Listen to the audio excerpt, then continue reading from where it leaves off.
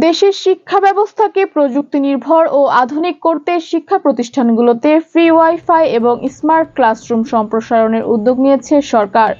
একই সঙ্গে শিক্ষার্থীদের জন্য মিড ডে মিল চালু, ভর্তি ব্যবস্থায় স্বচ্ছতা নিশ্চিত এবং কারিগরি শিক্ষার আধুনিকায়নেও কাজ করার কথা জানিয়েছে সরকার। সম্প্রতি সরকারের ১০০ দিন পূর্তি উপলক্ষে প্রধানমন্ত্রীর কার্যালয়ে মুখপাত্র মাহদি আমিন জানান, শিক্ষা ও প্রযুক্তি খাতে আধুনিকায়নের লক্ষ্যে ধারাবাহিক উদ্যোগ বাস্তবায়ন করা হচ্ছে। দেশের বিভিন্ন শিক্ষা প্রতিষ্ঠানে পর্যায়ক্রমে ফ্রি ওয়াইফাই সুবিধা সম্প্রসারণ করা হবে। পাশাপাশি প্রযুক্তি নির্ভর পাঠদান নিশ্চিত করতে স্মার্ট ক্লাসরুম চালুর উদ্যোগ নেওয়া হয়েছে। এর মাধ্যমে শিক্ষার্থীদের ডিজিটাল শিক্ষার সঙ্গে আরও সম্পৃক্ত করার লক্ষ্য নির্ধারণ করেছে সরকার। এছাড়া শিক্ষার্থীদের পুষ্টি ও বিদ্যালয়ে উপস্থিতি বাড়াতে মিড ডে মিল কর্মসূচি চালুর পরিকল্পনার কথাও উল্লেখ করেন।